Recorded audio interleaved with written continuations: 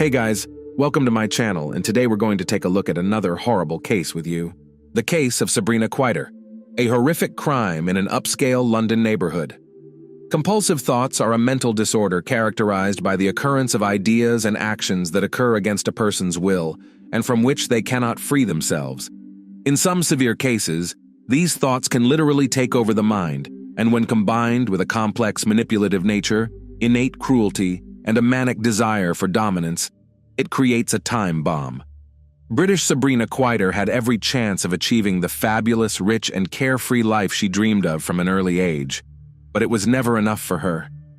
No partner was good enough for her, and she constantly felt like she was born for fame, attention, and luxury. Her unrealized ambitions and obsessive fantasies eventually escalated into delusions with bouts of violence. Unfortunately, Sabrina found a defenseless man on whom she vented all her anger. This case became one of the most heinous and high-profile in British history. An innocent girl who cared for her children became the victim of a deranged sadist. Sabrina Quieter. Early years. Sabrina Quieter, born on December 5, 1982, in a London suburb, had a distinctive blend of French and Algerian heritage from her parents. This unique mix likely contributed to her striking appearance and fiery temperament. The eldest of 4 children, Sabrina was the darling of her family, constantly praised and set as a model for others. At the age of 2, her family emigrated to France, settling in Paris, where she spent most of her childhood and youth. Sabrina's complex character began to manifest in her school years. Her former classmates later recalled that she was arrogant, domineering, self-absorbed, and extremely selfish. She had few friends, either at school or among her neighborhood peers, considering everyone around her unworthy of her time. To other bright, outgoing girls, she was particularly hostile, viewing them as competitors and enemies. With her stunning looks, a striking brunette with brown eyes and an impressive figure, Sabrina could have pursued a career in modeling if she had the ability to connect with others, rather than just seeking to manipulate them. As a child, she was active in sports and showed some interest in music during her youth, but her inconsistency, impatience for quick results, and lack of effort hindered her success in any field. Years later, Sabrina claimed she experienced harsh treatment from her maternal relatives in France during her early years. However, these claims were never substantiated or proven. Contrarily, her family insisted that she was indulged and always sought attention. As a teenager, while active in sports, Sabrina suffered a back injury, leading to a dependence on prescription painkillers. She tried to obtain these drugs illegally, leading to her arrest and a police warning. Sabrina was always intensely focused on herself and her appearance, craving constant attention. She had no doubt that her future held a wealthy, glamorous life filled with celebrity interactions and her own stardom. Sometimes it seemed her fantasies clouded her reality as she believed her rightful place was in Hollywood. Sabrina graduated from the Sorbonne with a degree in English and French literature. However, since 2006, she claimed various fashion industry professions such as stylist, makeup artist, fashion designer, or designer, though she lacked real expertise in these areas. Complex relationship with Wissem Medouni. Sabrina Quieter, known for her stunning looks, had a penchant for captivating men and exploiting their affection, but she never saw any of her suitors as worthy of a serious relationship. She was literally waiting for a prince who would completely obey her. After finishing school, Sabrina was still unclear about her life goals, feeling entitled to everything without effort. Nevertheless, she enrolled at the prestigious Sorbonne University and simultaneously worked at a sweet shop for financial support. It was there, at the age of 18, that she met Wissem Medouni. Medouni, 6 years her senior, was a manager at a major French company's head office and studied at one of Paris's most prestigious universities. He aspired to a master's degree for career advancement. Despite not being particularly handsome, part of elite clubs, or in the celebrity circle, he fell deeply in love with Sabrina and was willing to fulfill all her whims and fancies. Sabrina, too, found Medouni appealing, seeing him as someone she could manipulate yet also as a ticket to a wealthy life. He was ambitious and capable of great career success and was ready to pamper and spoil her. The couple began dating in 2000, and within a few months, decided to move in together. Sabrina quickly revealed her true nature, striving to control Meduni in every aspect. If her demands were not met, she resorted to tantrums, manipulations, and even physical violence. Moreover, she soon started openly cheating on Meduni, not bothering to hide it or justify her actions.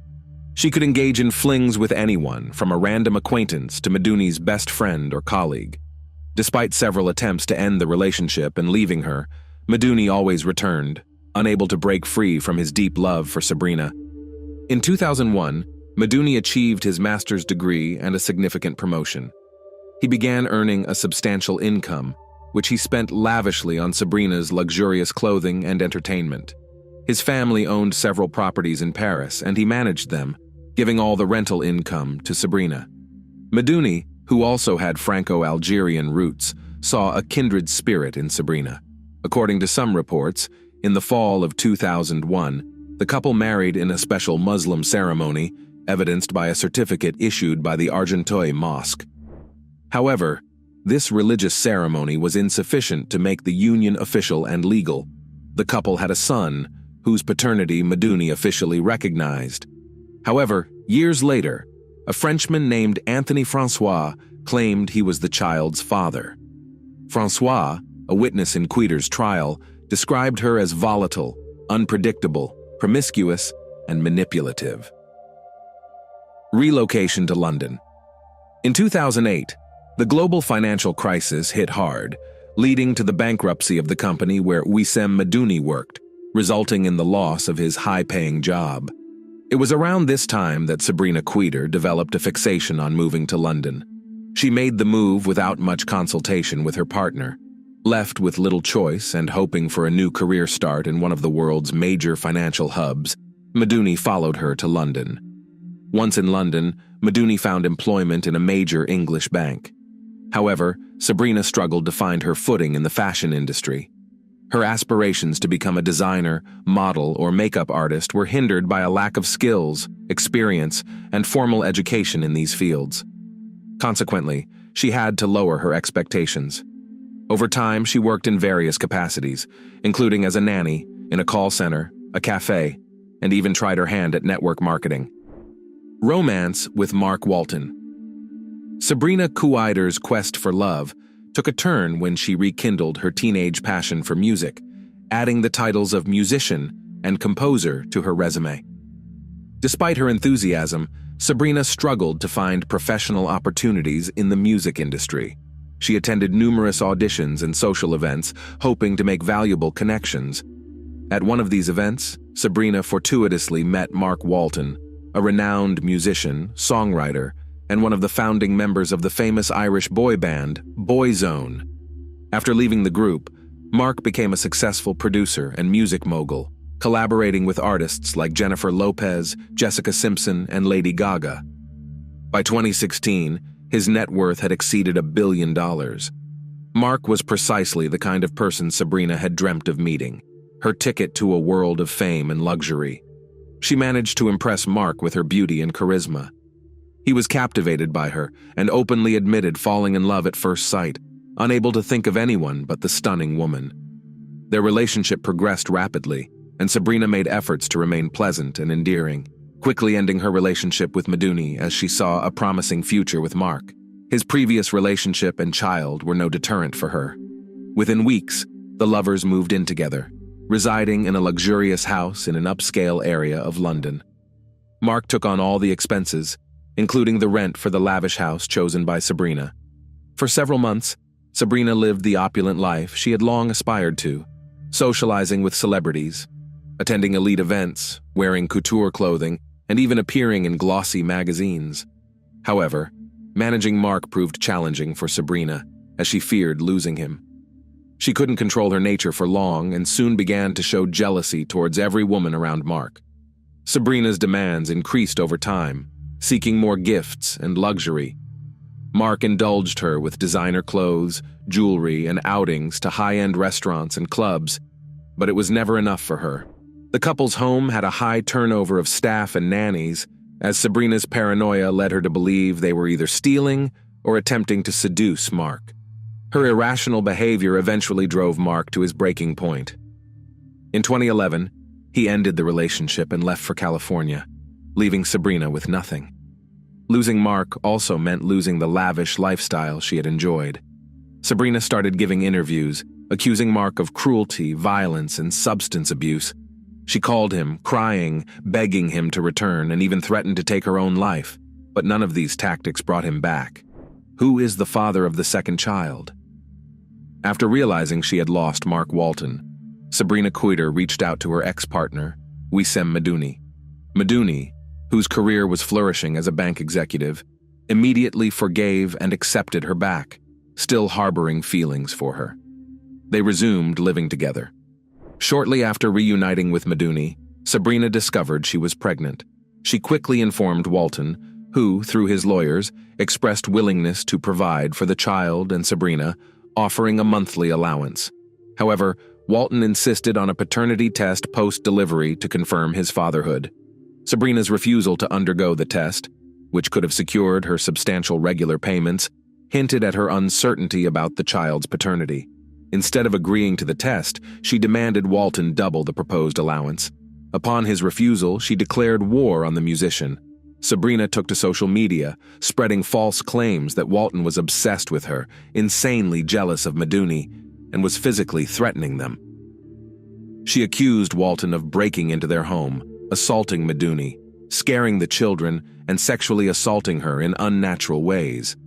However, she couldn't substantiate her claims, as Walton had a solid alibi, being in the United States since their breakup.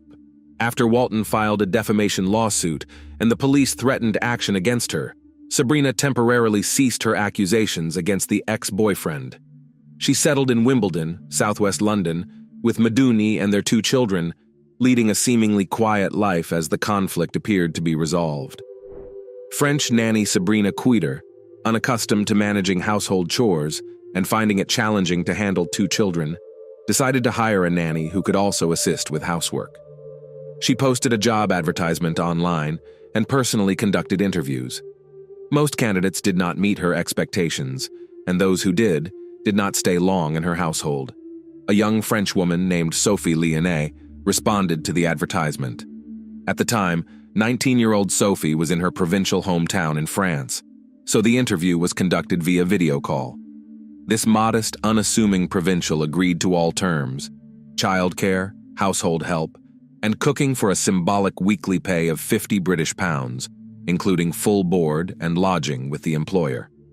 Sophie was born on January 7, 1996, in the small town of Troyes, situated between Auxerre and Sens.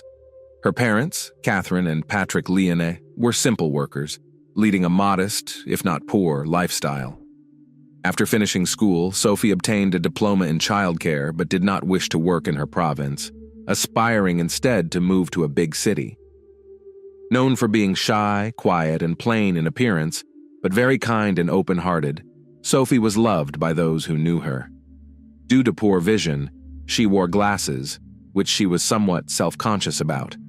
During their conversation, Kuiter realized that Sophie, the plain Jane, would be an ideal target for her manipulations. Moreover, Sophie was eager to gain experience and good references, thus willing to work for minimal wages. To Sophie, Sabrina seemed like a serious and reliable employer, a fact she shared with her parents before departing for London. As kind employers turned into sophisticated sadists. Initially, things seemed to go well for Sophie Lyonnais, who naively believed that working for the Kuiters would be an excellent start to her nanny career.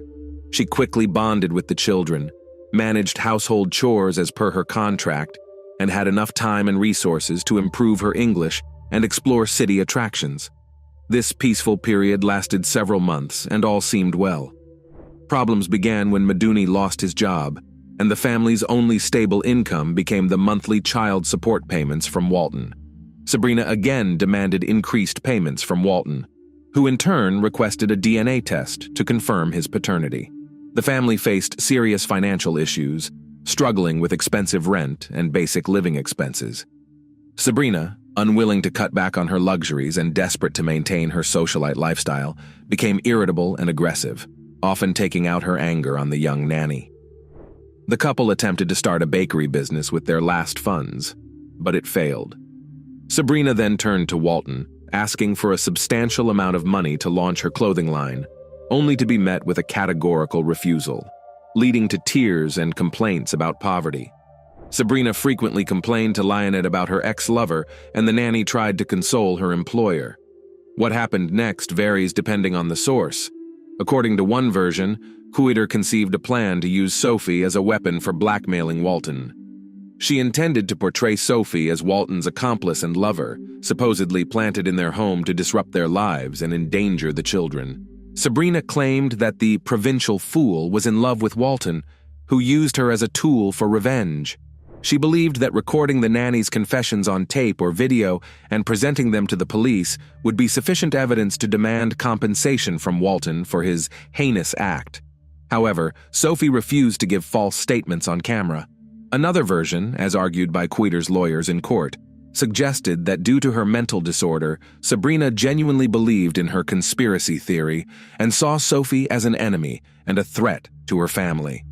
She allegedly didn't force the nanny to give false testimony, but truly believed Sophie was Walton's accomplice, infiltrated into their household to harm them.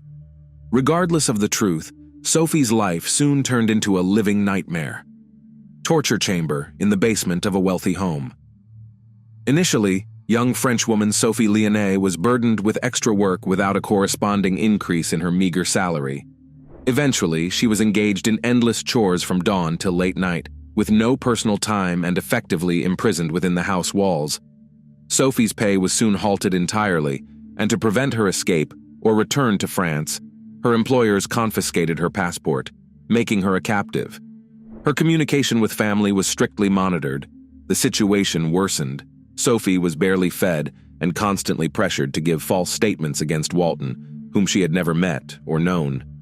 She was communicated with solely through screams, insults, and threats. Accused of stealing money and valuables, she was threatened with imprisonment if she failed to comply with their demands against the musician. When screaming and blackmail proved ineffective, the Kuiters resorted to more brutal and sophisticated methods. Sophie was effectively relocated to a cold basement, where she spent all her time when not working. Fed scantily once or twice a day, she became emaciated and weak. However, the cold and hunger were not the worst she endured. Physical abuse became the most torturous stage. It started with slaps and hair pulling, but escalated when Sabrina broke Sophie's nose in a violent assault. The sight of blood seemingly unleashed Sabrina's fury, turning beatings into a daily ordeal for Sophie.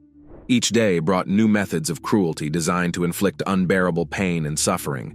The basement of this wealthy house in an affluent London area turned into a real torture chamber for Lionette, with no hope of rescue. Strange visit to the police station. In late summer 2017, Sabrina Kuiter brought the unfortunate Sophie Lionette to a police station, claiming that Sophie was ready to testify against Mark Walton, with whom she allegedly had a romantic and criminal relationship, and who had supposedly sent her to their house to abuse the children. However, Sophie remained silent, refusing to say what Sabrina demanded. The police decided to speak with Sophie privately and took her to a separate room. Sabrina was furious, fearing that Sophie would reveal the horrors happening at their home and implicate her and her husband. Mysteriously, Sophie chose not to disclose anything or seek help.